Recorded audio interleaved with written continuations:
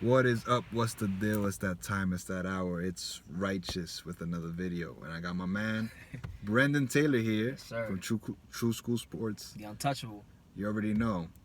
We're going to talk Shawn Porter versus Terence Crawford, or Terence Crawford versus Shawn Porter, however you want to put it in your head. We're going to talk about the breakdown, the ins and out of the fight, and the fight week, how it might develop, because we've been seeing some videos of Shawn Porter working out. Have you seen anything of Terence Crawford working out? Some stuff here and there. Some stuff here and there. You know, they're both training hard. They're both consummate professionals, and you know, this is a fight that has a lot at stake for both fighters. Porter, you know, he's fought everybody, so this is nothing new to him. And I really feel like Porter, I get the same kind of feeling from Porter this fight that I got before he fought Spence, that he's kind of treating it like a legacy fight, and you're gonna get the best version of Shawn Porter. Now, whether is that good enough to beat Terence Crawford, I don't know, but I expect the best Shawn Porter possible come November 20th. Now, I've been seeing some workouts of Porter working out up here in Vegas, in Mount Charleston and all that. That's the kind of video that I'm like trying to see of Crawford. I don't see anything. I just been seeing Porter doing his podcast and stuff like that. Like, I'll tell you this. I mean, Crawford normally has his camps in Colorado Springs, and it's a lot of high elevation training there. So he already used to that. He's used to that kind of thing. So he's probably getting, even if it's not being documented, he's probably getting in that same sort of like high elevation training himself. Okay. So let's break down the pros and the cons. What can go wrong for, let's say, Porter? Let's talk about Porter. Okay. What can go wrong for Porter in the fight between him and Crawford? I think if Porter decides to press Terence Crawford early, a lot of things can go wrong for him, because Terence Crawford, in my humble opinion, of all the guys he's fought, which includes Kell Brook and Earl Spence, Terence Crawford is the sharpest puncher out of all of them.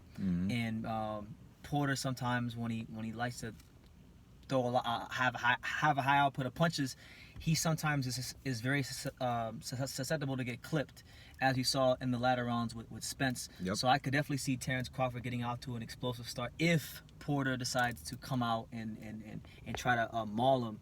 You know, I don't think he's gonna do that. I think he'll come out and try to box. Yeah, he should. But I agree. I definitely see that being a con for Porter. The pro for Porter is the pro that Porter has going for him is the fact that he's been at this level before. He's fought. That's very true. He's been in big welterweight fights. I know multiple. I mean, more than anybody in the weight class right now, because you know Manny Pacquiao's not in the weight class no more. So now Porter is kind of the guy you could say has been in the most big welterweight fights in his era. Yep. More than Crawford. More than Crawford. Crawford's had big fights. Don't get it twisted. He did headline at the MGM Grand against Victor Postal once. Yeah. But But those 140s. Yeah, that was 140. The 140s is different. He hasn't been part of a fight like this where, you know, the people think he can. There's some people out there that think he can lose this fight to Porter. I know most people are picking Crawford, but it's a fight that's a genuine test. It's the first like big name on his resume that's not like past their prime. Like Khan was a big name, but Khan was past it. You know? Brook. Damn, Brook was. I like Brook. You know, I'm a big Brook fan. I was hoping he'd get it done, but you know, just took too much damage. So this is Terence Crawford's, like, a lot of people might look at this fight as Terence Crawford's true introduction to the welterweight division. So I would say Porter's pro is that he's got he's battle tested in big fights. Yeah. And his conditioning. You know, I don't think Terence Crawford has fought a fighter, at least at welterweight, who is as well conditioned as Shawn Porter, and these things could have a big effect later on in the fight. And the crazy thing is that Crawford went to the UK to fight Kell Brook, so he tried. No, that was in America. Oh, right. I'm thinking Errol Spence. My bad. That was in the bubble. Yeah, that was completely different. Yeah, my fault. So let me backtrack a little bit. Let me go back to the pros and cons. Okay. Shawn Porter, I agree with you. I agree with you in the cons. That if Shawn Porter tries to push too much, it's not gonna work, because, you know, it's already been said, Crawford is like a computer. He checks you out, he figures you out, switches, goes left-handed, and then he can break you down very quickly and embarrass you sometimes. But Porter can box, and if he can pivot like he did versus Spence, I think he has a chance. When it comes to the fight itself, it depends on who comes in a little bit more hungry, who's in better condition, and I think it's gonna be close, man. Now let's talk about the pros and the cons when it comes to Crawford. For Crawford, well, the pros for Crawford is that he hasn't gone the distance in his last, was it 8 fights? He's on an 8-fight knockout streak. The last guy to go 12 rounds with Terence Crawford was Victor Postal, and Victor Postal, I believe, was able to go 12 rounds with Terence Crawford because he was a tall, rangy fighter, knew how to use that lead hand to kind of get the space, knew how to mix in the right hand.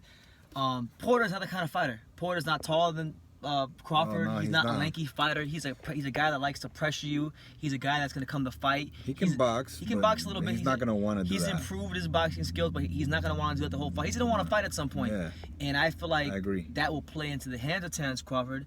And Terence Crawford, he can box, as it's been noted before, orthodox. He can box southpaw.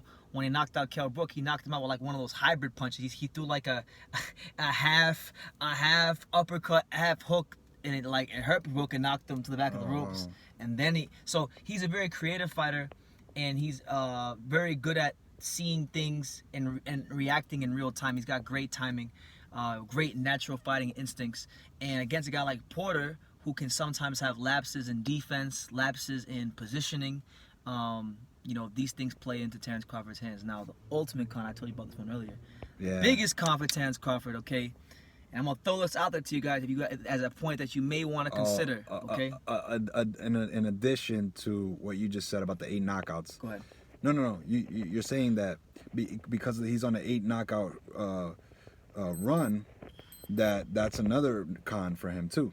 Is that a con? That could be. I mean, that could be a con because maybe sometimes you can trust your power too much. Right.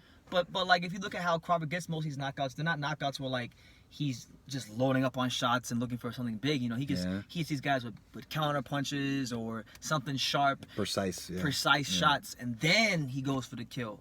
So it's not, even though he's got the knockouts, how he's going about them. It's kind of like basketball. Like sometimes you have players that these volume shooters that they just.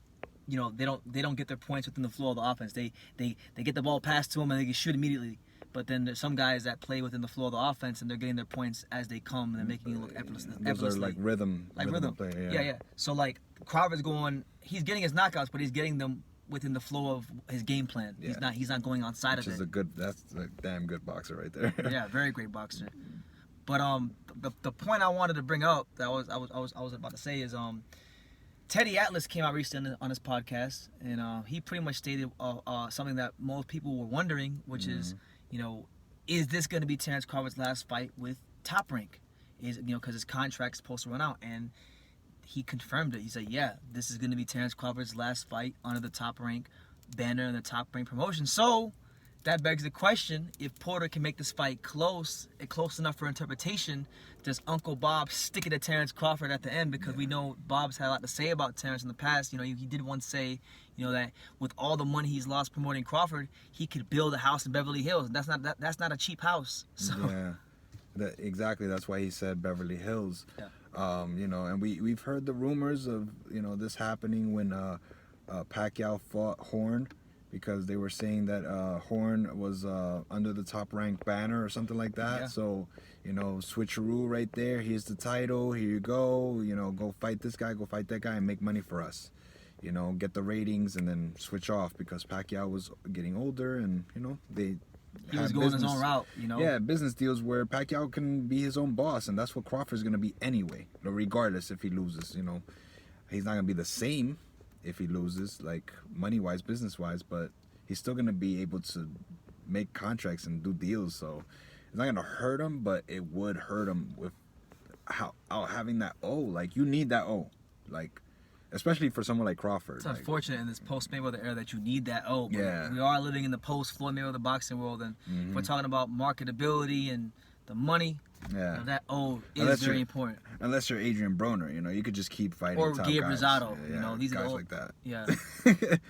But yeah, I think that does work against him. And there are rumors that, because I think in one of these podcasts, I forgot this guy's name, the bald dude from Showbox. Brian Custer. Yeah, he asked Crawford if he would do a Canelo type of deal where you just go from fight to fight to fight. Be a free agent. Yeah. Do you think that would work for him, and do you think that could save him from It could work, and it could work, and like it's very easy for people to say, well, just be a free agent. Yeah. And things like that, but It's boxing doesn't yeah. work. Like boxing in the biz of it isn't as simple as the fans think. He could do that. Let's say Crawford was a free agent, right? And he wanted to go the Canelo route. Right. He doesn't have the Canelo leverage. He doesn't have the 70,000 people buying tickets to fights. He doesn't have that. So, he can't really go to, Fox or DAZN or whatever network and say, hey, this is how I want things done. Get them done for me in this way, or I'm not gonna fight. That's not how it works. You don't have that leverage. So I feel like with Crawford, the most likely outcome of what could happen, whether he wins or loses against Porter, is for him to probably go to PBC, because all the fights that people want to see him in are with guys that are affiliated and are signed with PBC and Al Heyman.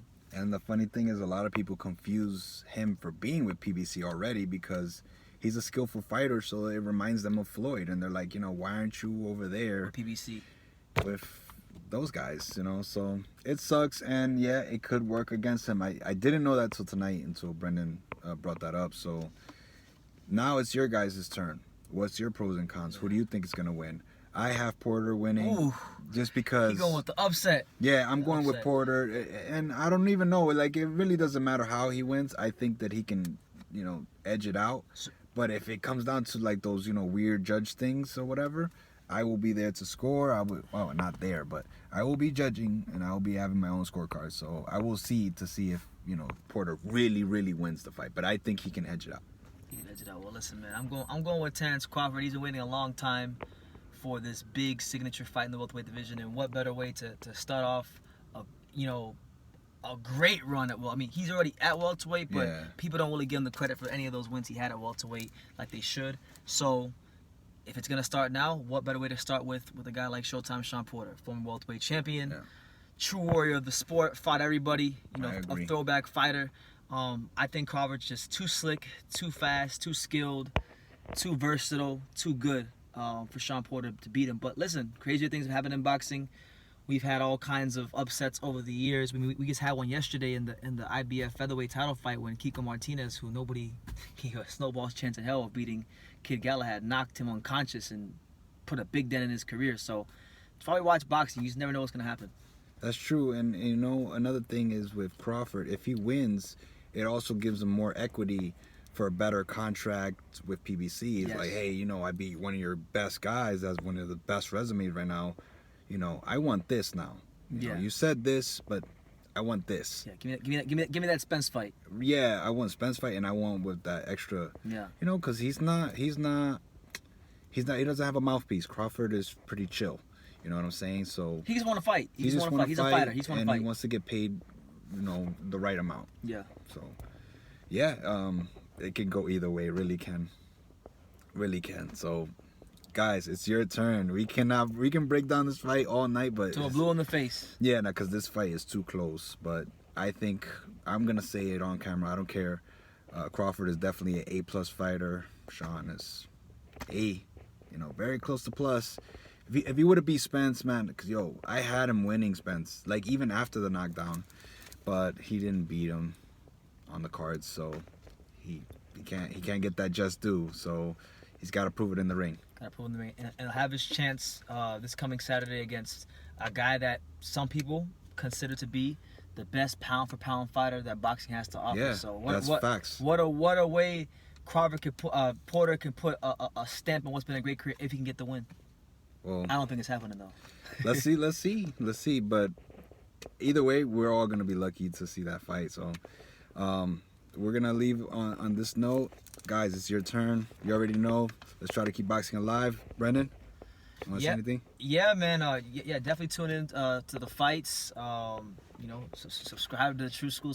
Well, no, subscribe to Of course, Raphael. of course, subscribe to of Raphael, course. but subscribe to True School Sports. Yeah, you know, of course. we coming up in this boxing game. You know, this is my guy right here. He's been bros, man. We bros. He's been supporting me from practically day one. You know, so I had to come on here and talk some boxing on his channel. Yes, sir. And hopefully you guys come to my channel. Yeah, and, you should. And definitely come. We got a lot of great content, a lot of world-class interviews we've been getting here in Vegas, and we've been building it up for a long time, and we're going to continue to build it for the sport of boxing game and continue to be great ambassadors for this great sport that we love oh so much. So definitely come on the channel and join. And we have interviews with Shawn Porter. He has an interview with Shawn Porter on his channel. I have one on 80 and boxing. So we actually went to the Shawn Porter training center yes, sir. a couple years ago together. So we know what Shawn Porter brings to the table. It's not like we don't know what Shawn Porter brings to the table. We know Shawn Porter is one of the most well-conditioned athletes. Forget boxers. He's one of the most well-conditioned athletes on planet Earth. I mean, this is a guy we were just talking about in the library. He fought. He beat Demetrius Andrade at the amateurs. Usyk, Crazy Jacobs, resume. like crazy stuff you wouldn't think about, but.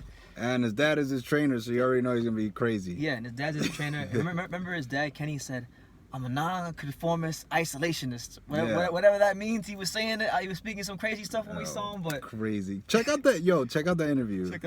Put it in the comments. Yeah, we are. Pin it for sure. Yeah. But yeah, man. Shout out to Rav. Subscribe to Rav. You already know. Support him. You know, support me and support the sport of boxing. All right, bros. We're out of here. Take care. Take care. Peace out.